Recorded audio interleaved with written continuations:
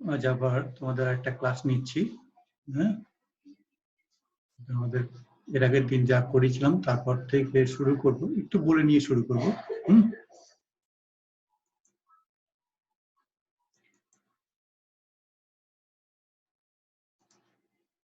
কি করেছিলাম? Division of Deviser of zero, divisor of zero শুরু করেছিলাম। হ্যাঁ, ডিভাইজার অফ জিরো যেটা সেটা ডেফিনিশন হিসেবে দিয়েছিলাম এমন যে একটা নন জিরো এলিমেন্ট রিং এর মধ্যে থেকে নেব, তার জন্য যদি আরেকটা নন জিরো এলিমেন্ট রিং এর মধ্যে পাওয়া যায়, যাতে করে তাদের গুণফল, মানে গুণফল বলতে এখান থেকে মাল্টিপ্লিকেশন কম্পিটিশনের কথা বলছি আমি, যদি জিরো হয় তাহলে বাদিকে যেটা আছে তাকে বলবো আমরা লেফট ডিভাইজার অফ জিরো, ডান দিকে যেটা থাকবে সেটাকে বলবো রাইট ডিভাইজার অফ জিরো। হ্যাঁ, আর যদি কমিউটেটিভ প্রপার্টি হোল্ড করে তাহলে আমরা একটাকেই লেফট বলতে পারি, যেটা লেফট সেটাই রাইট ডিভাইজার অফ জিরো হয়ে যেতে পারে। এটা নিশ্চয়ই এখানে দেখতে পাচ্ছেন, দেখেছো এর আগের দিন ক্লাসটা যারা ফলো করেছো তারা, যে এই একটা নন জিরো এলিমেন্ট নিয়ে হয়েছে রিং এর থেকে, তারপর তার জন্য একটা যদি বি বলা হয়েছে, যদি একটা নন জিরো এলিমেন্ট আলাদা নন জিরো এলিমেন্ট বি পাওয়া যায় যাতে A dot B equal to zero or P dot A equal to zero হয়, তাহলে আমরা বলছি that element A is a divisor of zero. হ্যাঁ, আচ্ছা, এরপর আমরা কি বলেছিলাম, এক্সাম্পল দিয়েছিলাম জেড প্লাস ডট এর মধ্যে ডিভাইজার অফ জিরো নেই, তাই না? কারণটা কি বলেছিলাম না, যে সেট অফ ইন্টিজার্স, কোন এক নন জিরো ইন্টিজার নাও, তাকে অন্য আর কোনো ইন্টিজারই পাবে না যাতে গুণফলটা জিরো হতে পারে, তাই না? সেক্ষেত্রে আমরা বলতে পারি যে জেড এর মধ্যে, জেড যে রিং অফ ইন্টিজার্স, তার মধ্যে কোনো ডিভাইজার অফ জিরো নেই। তারপরে এক্সাম্পল দিয়েছিলাম যে Z6 plus dot, মানে addition modulo 6 and multiplication modulo 6 with respect to these two composition over Z6 মানে set of all integers modulo 6 আর কি। হ্যাঁ, তাদের ক্ষেত্রে আমরা বলছি যে এই রিং এর মধ্যে কিন্তু ডিভাইজার অফ জিরো আছে। এক্সাম্পল হিসেবে এর আগের দিন বলেছিলাম যে ক্লাস 2 এবং ক্লাস 3 দুটো যদি Z6 থেকে নিই দুটো এলিমেন্ট, মানে দুটো নন জিরো কিন্তু, তাহলে তাদের যখন মাল্টিপ্লিকেশন কম্পোজিশন নিচ্ছি মাল্টিপ্লিকেশন মডুলো 6 হিসাবে, তখন ক্লাস 2 ইন্টু ক্লাস 3 মানে হচ্ছে ক্লাস 6 আসবে ন্যাচারালি, সেটা ক্লাস 6 ইকুইভ্যালেন্ট টু ক্লাস 0। তার মানে হচ্ছে আমাদের ডিভাইজার অফ জিরো আছে। এরপরে বলেছিলাম যে সেটা বল 2x2 ম্যাট্রিক্স নিয়ে আমরা দেখেছি that forms a ring with respect to matrix addition and matrix multiplication. এই ক্ষেত্রে এই যে রিং এর মধ্যে আমরা খুঁজে পেতে বের করে দেখেছি ট্রায়াল এন্ড এরর মেথডে আমাদের, এটা একটা এক্সাম্পল হিসেবে কিন্তু তোমরা দেবে, তোমাকে কিন্তু কোড করতে হবে, নাহলে পরীক্ষার সময় যদি খুঁজতে যাও তাহলে কিন্তু একটু খেয়াল অসুবিধাই হবে। এই এটা পার্টিকুলার এক্সাম্পল হিসেবে দেওয়া আছে 1 2 2 4 এর 2x2 ম্যাট্রিক্স, 2 6 -1 -3 এটা। হ্যাঁ, এই দুটো যে এলিমেন্ট না হয় 2x2 ম্যাট্রিক্স, তাদের গুণফলটা কিন্তু জিরো ম্যাট্রিক্স, কিন্তু ম্যাট্রিক্স দুটো কেউই কিন্তু জিরো ম্যাট্রিক্স নয়, নন জিরো, দুটোই নন জিরো কিন্তু তাদের গুণফলটা zero. This implies that 1 2 2 4 is the left divisor of 0 and 2 6 -1 -3 is the right divisor of 0। ঠিক আছে, তাহলে এই ক্ষেত্রেও আমাদের ডিভাইজার অফ জিরো আছে। এই পর্যন্ত এর আগের দিনে আমরা পড়েছিলাম। ঠিক আছে, আজকে শুরু করছি কি, যে আমাদের ক্যান্সেলেশন ল বলতে কি বোঝায়। হ্যাঁ, বলছে একটা রিং এর মধ্যে তিনটে এলিমেন্ট নাও এবিসি, যার এটা নট ইকুয়াল টু জিরো। এই অবস্থায় আমরা যদি একটা এক্সপ্রেশন নিই A dot B equal to A dot C, সেটা যদি ইমপ্লাই করে বি ইকুয়াল টু সি, তাহলে বলছি শুধু এটা নয়, তার সঙ্গে আরেকটাও আছে, এটা যেমন বাদিক থেকে এটা সরে গেছে, এক্সপ্রেশনটা দেখলেই বুঝতে পারবে a dot b equal to a dot c implies b equal to c। ঠিক এরকম হবে নন জিরো a নিলাম, b dot a equal to c dot a, মানে এটা ডান দিক থেকে মাল্টিপ্লিকেশন করা আছে, b dot a equal to c dot a, this implies যদি b equal to c হয় তাহলে আমরা বলবো যে cancellation law holds in the ring R। দেখি বুঝতে পারছো a dot b equal to a dot c imply করছে b equal to c, তার মানে এটা ক্যান্সেল হয়ে গেছে, সরে গেছে, এ নেই, that implies cancellation law holds। ডান দিক থেকে যদি বলি b dot a equal to c dot a where a not equal to 0, যা খেয়াল করবে যে 0 নয় সেই কিন্তু সরে যাচ্ছে, b dot a equal to c dot a, this implies b equal to c। এটা যদি হয় তার মানে এই দুটোই যদি হয়, মানে from the left a সরছে একবার, from the right a সরছে, ক্যান্সেল হয়ে যাচ্ছে, তাহলে আমরা বলবো ক্যান্সেল হচ্ছে বা সরে যাচ্ছে। এই ধরনের এক্সপ্রেশন যদি পাওয়া যায়, এই ধরনের ঘটনা ঘটে, তাহলে আমরা বলবো that cancellation law holds in the ring R। বুঝে গেছে? এই হচ্ছে আমাদের আজকের প্রথম পার্ট। এর উপর ভিত্তি করে সঙ্গে সঙ্গে একটা থিওরামে চলে আসছি। কি থিওরামটা? থিওরামটা বলছে cancellation law holds in a ring R if and only if R has no divisor of 0। very important theorem।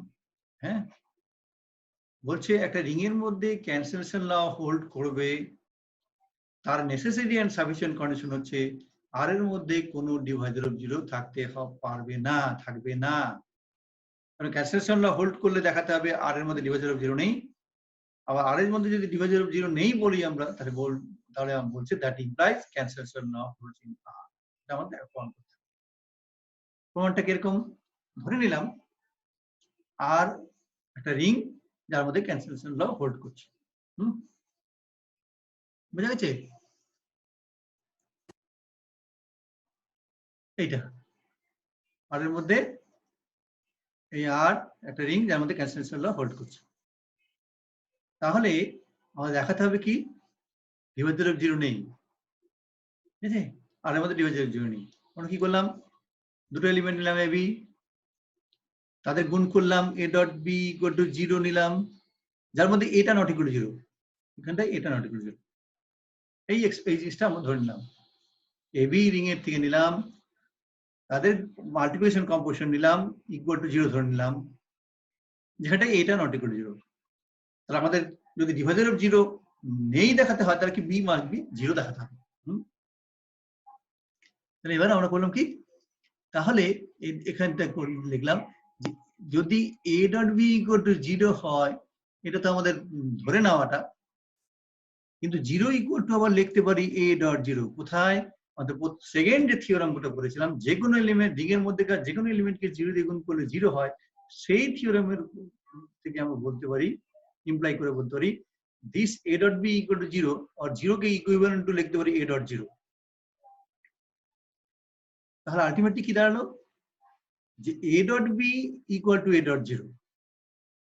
কিন্তু যেহেতু বলছি আর এর মধ্যে ক্যান্সেলেশন ল হোল্ড করছে, তাহলে a dot b equal two a dot 0 imply করবে কি b ইকুয়াল 0, কারণ বাদিক থেকে ক্যান্সেল হয়ে যাবে। এটা যেহেতু ধরে নিয়েছি আর ক্যান্সেলেশন ল হোল্ডস ইন আর, তাহলে a dot b equal two a dot 0 implies b equal 0। তাহলে শুরু করেছিলাম কোথা থেকে? এইখানটায় a dot b equal to 0 নিয়ে বলেছিলাম এটা নট ইকুয়াল 0, তাহলে দেখা গেল বিটা 0 চলে গেল। ক্যান্সেলেশন ল হোল্ড যদি করে তাহলে বিটা 0 হয়ে গেল। তাহলে দুটো জিনিস, দুটো এলিমেন্ট এ বি আর এর থেকে নিলাম, তাদের মধ্যে মাল্টিপ্লিকেশন কম্পোজিশন নিয়ে একটাকে এটাকে নন জিরো ধরে নিয়ে আমরা এগিয়েছি, গিয়ে দেখা যাচ্ছে বিটা 0 হয়ে গেছে। তার মানে বলতে পারি R has no left divisor of 0।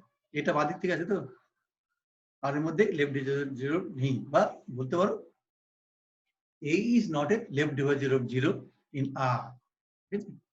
এবার আরেকটা পার্ট আছে রাইট ডিভাইজার অফ 0 দেখানো নেই। ঠিক একই রকম আবার এগেইন লেট করে লিখছি, again let AB belongs to R and AB equal to 0 where B not equal to 0। B টা 0 নয় ধরে নিলাম। এবার তাহলে দেখাতে হবে কি এটা 0 হবে। ঠিক আছে? তাহলে আবার ওই একই রকম expression a dot b equal to 0 লিখলাম, 0 ইকুইভ্যালেন্ট টু 0 ডট b লিখতে পারি। আবার সেই থিওরাম, যে কোনো এলিমেন্টকে 0 দিয়ে গুণ করলে 0 হবে। তাহলে আলটিমেটলি দাঁড়ালো কি a dot b equal to 0 dot b। এই যে a dot b equal to 0 dot b, এই এক্সপ্রেশনের মানেটা কি দাঁড়াবে? যেহেতু আর এর মধ্যে ক্যান্সেলেশন হোল্ড করছে, এদিকে b আছে এদিকে b আছে, b টা কেটে গেল, a equal to 0। Cancellation hold করার মানেটা তাই, যেটা যেটা নন জিরো এলিমেন্ট সেটা বাদ চলে যাবে, বাকি যেটা করতে হবে দে আর ইকুয়াল, তার মানে a ইকুয়াল টু 0। তাহলে a dot b equal to 0 where b not equal to 0 implies করছে কি না a equal to 0। This shows that b is not a right divisor, b is not a right divisor of 0। তাহলে বলতে পারি আর এর মধ্যে left divisor of 0 নেই, right divisor of 0 নেই, তার মানে কোনো ডিভাইজার অফ 0ই আর এর মধ্যে নেই। কেন এটা পেলাম? কেন না, ধরে নিয়েছিলাম আর এর মধ্যে যার এর মধ্যে ক্যান্সেলেশন ল হোল্ড করছে। ঠিক আছে, আমরা সেই কারণেই বলতে পারি যে আর এর মধ্যে যেহেতু ক্যান্সেলেশন হোল্ড করছে, এর মধ্যে কোনো ডিভাইজার অফ 0 পাওয়া যাবে না। হ্যাঁ, বেশ, তাহলে কাজ করি।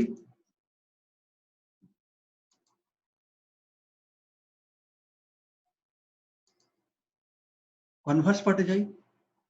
কনভার্স পার্টে কি বলা, কি করতে হবে? এবার ধরে নিচ্ছি আমরা আর এর মধ্যে ডিভাইজার অফ 0 নেই, যাতে আবার ক্যান্সেলেশন হোল্ড করে ইন আর। বেশ, আমরা দিলাম। আমরা এখানে তিনটে এলিমেন্ট নিয়েছি। এবার দেখো ABC বিলংস টু আর নিয়েছি এবং বলছি AB ইকুয়াল টু AC, যেখানটায় এটা নট ইকুয়াল টু 0, এখানটায় এটা নট ইকুয়াল টু 0 ধরে নিয়েছি। তাহলে ABC তিনটে এলিমেন্ট আর থেকে নিলাম এবং এক্সপ্রেশন নিলাম AB ইকুয়াল টু AC। হ্যাঁ, দেখাতে হবে কি ক্যান্সেলেশন ল হোল্ড করছে, তার মানে এটা ক্যান্সেল হয়ে গিয়ে দেখাবো this implies B equal two C, AB equal to AC implies B equal two C। এটা কিসের সাহায্য নিয়ে করব না, আমরা আর এর মধ্যে ডিভাইজার অফ 0 নেই, এইটা এটার উপর বেস করে আমাদের প্রমাণটা করতে হবে। বেশ, AB ইকুয়াল টু AC ধরে নিলাম, তার মধ্যে কিন্তু এটা নন জিরো। এবার আমরা তাহলে লিখতে পারি, দেন করে লিখছি A dot B minus C equal to 0, এটা লিখতে পারি। কারণ মনে হয় হুট করে কেন লিখলাম, মানে বীজগণিত নয় কিন্তু এটা বীজগণিতের মতো মনে হচ্ছে। এসিটাকে বাদিকে নিলাম, এটা কমন গেল, বি মাইনাস সি হয়ে গেল। এটা কিন্তু বলা যাবে না, এভাবে কিন্তু জিনিসটা আসেনি। কি করে এসছে? Step by step. কেউ পরীক্ষায় জাম্প করে এটা লিখতে পারো, অথবা আরেকটা কাজ করতে পারো, সেটা যে কোনো সময় মুখে কিন্তু মনে মনে ভাবতে পারো এইটা এইভাবে নিয়ে এলাম, মনে মনে তোমার মনে থাকতে পারে, কিন্তু কোনো সময় এটা এক্সপ্রেস করা যাবে না। এটা অ্যাকচুয়ালি কি করে এসছে, A ডট সিটা আর এর মধ্যে আছে, যেহেতু closure property holds with respect to multiplication computation, R is ring, A dot C is an element of R। আর এর মধ্যেকার প্রতিটা এলিমেন্টেরই অ্যাডিটিভ ইনভার্স আছে, নেগেটিভ এলিমেন্ট আছে, তার মানে মাইনাস এ সিটা মাইনাস এ ডট সিও এক্সিস্ট করছে।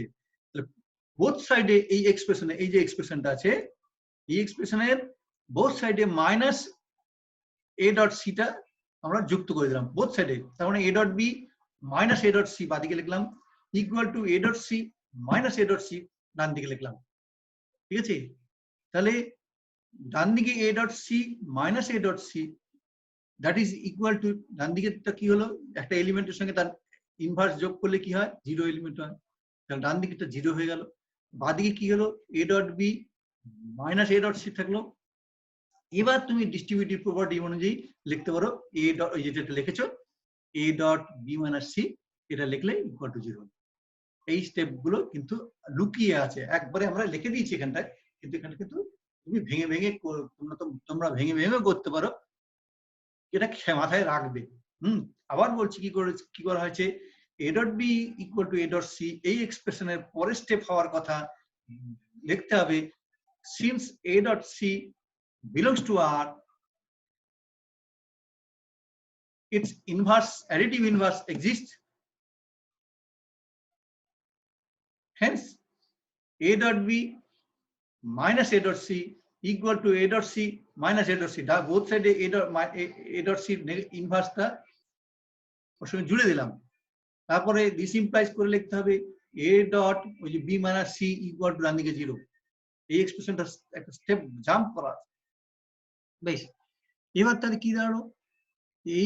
এই এক্সপ্রেশনটা এলো a dot b minus c equal to 0। হ্যাঁ, এবার আমরা বলছি যে আর এর মধ্যে কোনো ডিভাইজার অফ 0 নেই, মানে দুটো নন জিরো এলিমেন্টের গুণফল 0 হতে পারে না আর এর মধ্যে, একটা না একটা 0 হতেই যাবে। কিন্তু আমরা কি করেছি, ধরে নিয়েছি এটা 0 নয়, এই এ এলিমেন্টটা কিন্তু নন জিরো ধরেই নিয়েছি শুরুতেই। তাহলে অবশ্যই যেহেতু আর এর মধ্যে ডিভাইজার অফ 0 নেই, b minus c should be equal to 0। যেহেতু a not equal to 0, এই যে a dot b minus c equal to 0 and a not equal to 0, তার মধ্যে this implies b minus c equal to 0। ঠিক বোঝা গেছে? that implies b equal to c। তা তুমি শুরু করেছিলে কোথায়? ওই যে লিখেছিলে let a dot abc belongs to r and a dot b equal to a dot c। এখান থেকে তুমি পৌঁছে গেলে কোথায়? this implies b equal to c। তার মানে এটা নেই, তার মানে এখানে বাদিক থেকে ক্যান্সেল হয়েছে বলে এটাকে বলছি আমরা লেফট ক্যান্সেলেশন নাও হোল্ডস ইনাফ। ঠিক একই রকম ভাবে প্রমাণ করা যায় রাইট ক্যান্সেলেশন ল অলসো হোল্ডস ইনাফ। এটা তোমরা নিজেরা চেষ্টা করবে। হ্যাঁ, আমি যদি লিখে দিচ্ছি এখানে সিমিলারলি উই ক্যান শো, তোমরা নিজেরা করবে। হ্যাঁ, করবে, করে দেখাবে, ছেড়ে দেবে না। হয়েছে? এ পর্যন্ত গেল। আবার একটা ডেফিনেশন দেওয়া আছে কিরকম, ইউনিট। ইউনিট বলতে কি বোঝায়? ইউনিট কি? ইউনিটি নয় কিন্তু, খেয়াল রাখবে, ইউনিট নয়, ইউনিট। হ্যাঁ, ইউনিট বলছি। ইউনিট মানে একটা এলিমেন্টের ইনভার্স এক্সিস্ট করলে সেটাকে বলছে, এই এলিমেন্টকে বলছি unit. Invertible, we can get inverse element. সেটা ডেফিনেশন কি বলছে? একটা আর এর মধ্যে, আর একটু নিলাম রিং, রিং এর মধ্যে একটা মাল্টিপ্লিকেটিভ আইডেন্টিটি আছে মনে করো। এই অবস্থায় একটা এলিমেন্ট এ আর এর মধ্যে আছে, তাকে ইউনিট বলবো। দ্যাট মিন্স বলবো that element is invertible, the element A is unit, invertible. বলছি ইফ দেয়ার এক্সিস্ট, যদি আরেকটা বি এর মধ্যে আরেকটা এলিমেন্ট এক্সিস্ট করে, if there exist an element b in R, a একটা এলিমেন্টকে ইউনিট বলবো যদি বি এর মধ্যে একটা এলিমেন্ট বি, সরি বি বলছি, আর এর মধ্যে একটা যদি এলিমেন্ট বি এক্সিস্ট করে, যাতে করে এই এক্সপ্রেশনটা ট্রু হয়, a dot B equal to B dot A equal to 1। ওই যে বলেছিলাম আর নিয়েছিলাম রিং উইথ ইউনিটি, 1 না থাকলে কিন্তু আবার হবে না, এটা মাল্টিপ্লিকেটিভ আইডেন্টিটি থাকতে হবে। দ্যাট 1 এ এলিমেন্টের জন্য একটা বি এলিমেন্ট পাচ্ছি, আর এর মধ্যে যাতে তাদের গুণফলটা multiplication composition a dot B equal to B dot a, এটাও হতে পারে, ইকুয়াল টু মাল্টিপ্লিকেটিভ আইডেন্টিটি 1 আসবে, যার 1 is the unity in R, multiplicative identity in R. হ্যাঁ, এই বিটাকেই আমরা বলছি মাল্টিপ্লিকেটিভ ইনভার্স অফ দ্য এলিমেন্টের। B said to be the multiplicative inverse of the element. তার মানে এর সঙ্গে যে এলিমেন্টের মাল্টিপ্লিকেশন কম্পোজিশন নিলে মাল্টিপ্লিকেটিভ আইডেন্টিটি 1টা আসবে, that element is called inverse of the element a, multiplicative inverse of the element a. ঠিক আছে? এবার এটার উপর বেস করেই এই ডেফিনেশনের সঙ্গে সঙ্গে একটা থিওরেম চলে আসছে, if a B a unit in a ring R, তার মানে এর যদি ইনভার্স এক্সিস্ট করে, a B a unit in a ring R এর মধ্যে আর একটা রিং, তার মধ্যে একটা এলিমেন্ট আছে এ, তাকে বলবো say that has an inverse. যদি ইফ ইউনিট বলছি, তাহলে বলছে এ যদি একটা ইউনিট হয়, তার মানে এর যদি ইনভার্স এক্সিস্ট করে ইন আর, বলছে that inverse should be unique. একটাই এরকম ইনভার্স থাকবে। বুঝে গেল কি বললাম? না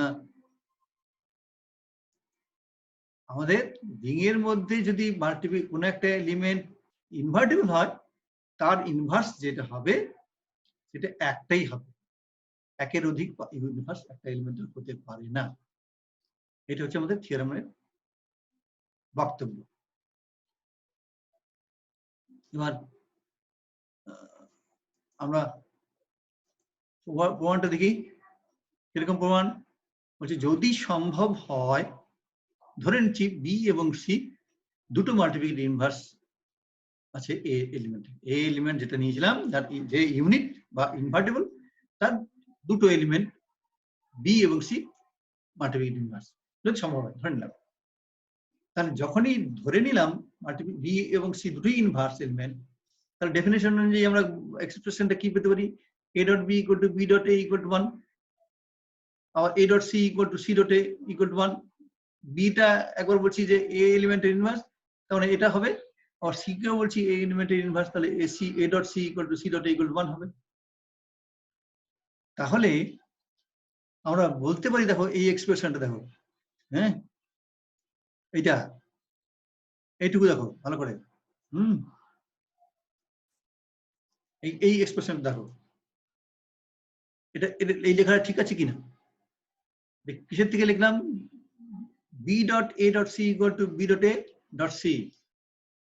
এটা কি আমাদের আরটা হচ্ছে রিং, রিং এর মধ্যে মাল্টিপ্লিকেশন কম্পোজিশন অনুযায়ী আর হচ্ছে সেমি গ্রুপ, আর সেমি গ্রুপের সেকেন্ড প্রপার্টি হচ্ছে associative property with respect two multiplication composition, that is the result.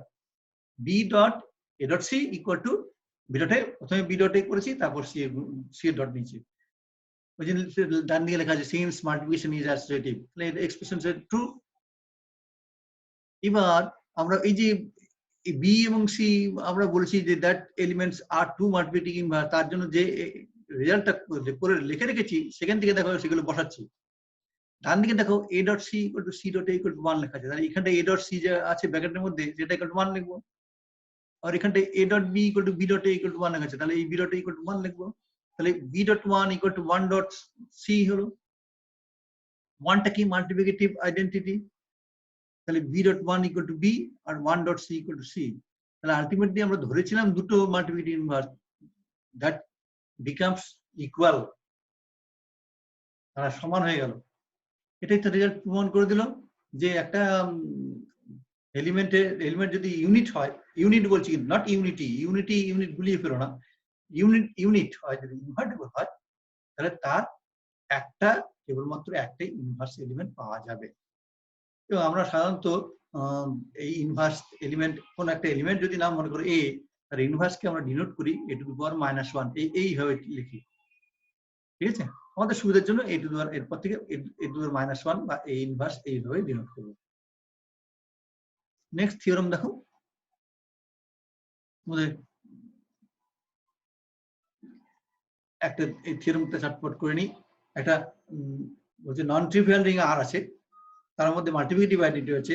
In a non trivial ring R with unity the zero element has no multiplicative inverse।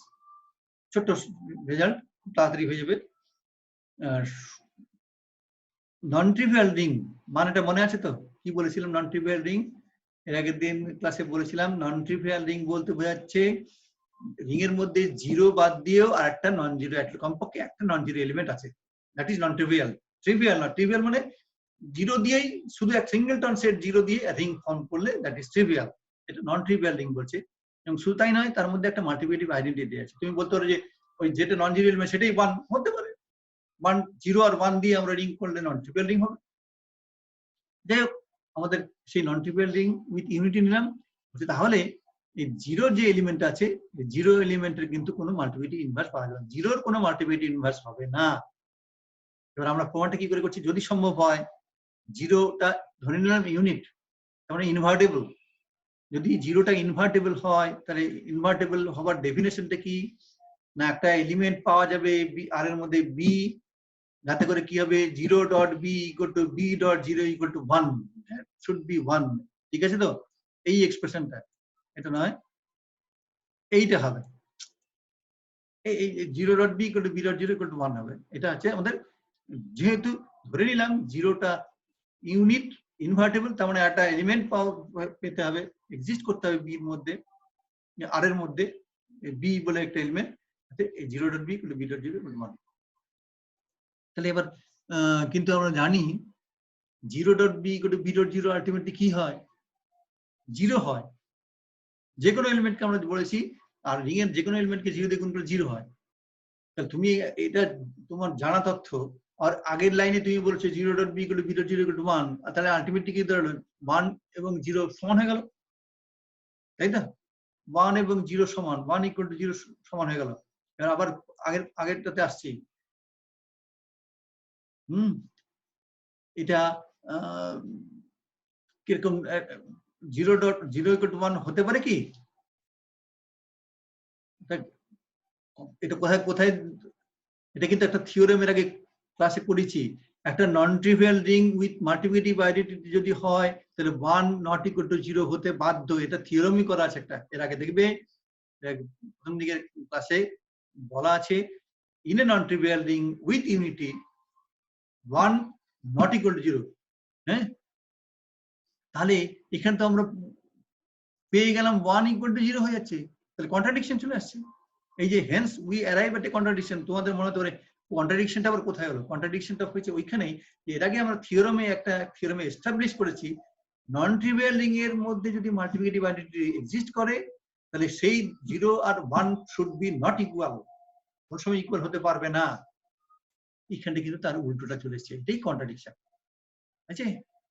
এবার next theorem কি আছে, যদি এ বলে একটা element নাও, যে unit বা invertible, হ্যাঁ, a B a unit in a ring R, then a is not a divisor of zero. A যদি ইনভার্টেবল হয়, তাহলে এ কোনোদিন ডিভাইজার অফ জিরো হতে পারবে না। আমরা কেমন প্রমাণ করছি, ধরে নাও বি একটা আর এর মধ্যেকার এলিমেন্ট, এ ডট বি করে জিরো নিলাম, ঠিক আছে? যেহেতু এটা ইনভার্টেবল, তার এ ইনভার্স এক্সিস্ট করছে, তাহলে বোথ সাইড এ B a dot B equal to zero, both সাইডে এ ইনভার্স দিয়ে গুণ করে দিলাম। ডান দিকে এ ইনভার্স জিরো, যে কোনো এলিমেন্টকে জিরো দিয়ে গুণ করলে ডান দিকটা জিরো হবে, এই যে জিরো লিখেছে। আর a inverse dot a dot b, এটাকে একটা মানে অ্যাসোসিয়েটিভ প্রপার্টি কাজে লাগিয়ে লিখতে পারি, a inverse a dot B equal to, ডান দিকে তো জিরো হলোই। তাহলে এ ইনভার্স এ মানে কি, ইনভার্সের ডেফিনেশন অনুযায়ী বা ইউনিট যেটা বলছি, এ ইজ ইউনিট ইনভার্টেবল, তার ডেফিনেশন অনুযায়ী যে কোনো এলিমেন্টকে তার ইনভার্স দিয়ে গুণ করলে ওয়ান মাল্টিপ্লিকেটিভ আইডেন্টিটি আসবে, one dot B equal zero হয়ে গেল, that implies b equal zero. তাহলে আমরা কি পেলাম, এর থেকে বলতে পারি a dot B equal to zero implies b equal to zero. এটা কিন্তু বলেছি ইউনিট, এই যদি ইউনিট হয়, আমরা বলেছি যে তাহলে a dot B equal zero, দুটো এলিমেন্টের গুণফলের একটাকে জিরো হয়ে, একটা জিরো হয়ে পড়ছে, তার মানে আমরা বলতে পারি a is not a left divisor of zero. ঠিক একই রকম হবে, সি বিলংস টু আর নিলাম এবং সি ডট এ ইকুয়াল জিরো নিলাম, তাহলে দেন সি ডট এ ডান দিক থেকে এবার ইনভার্স দিয়ে গুণ করছি, c dot a dot a inverse equal to zero dot inverse, এটা মানে হচ্ছে জিরো, যে কোনো এলিমেন্টকে জিরো দিয়ে গুণ করে জিরো হবে, দ্য থিওরাম। তাহলে এবার অ্যাসোসিয়েটিভ প্রপার্টি আবার আগের মতো কাজে লাগাও, এ ডট এ ইনভার্সটাকে একসঙ্গে নাও, সি ডট এ এটা ইকুয়াল টু জিরো, এটা মানে হচ্ছে ওয়ান, সি ডট ওয়ান মানে c, that means c equal zero, তার মানে তুমি c dot A equal to zero implies c equal zero, এ তাহলে বলতে পারি a is not a right divisor of zero, কারণ জিরো ডিভাইজার অফ জিরো নেই, কমপ্লিট দ্য প্রুফ। হয়েছে? তাহলে আপাতত আজ এইটুকুই থাক, হ্যাঁ, ঠিক আছে, এইটুকুই থাকলো।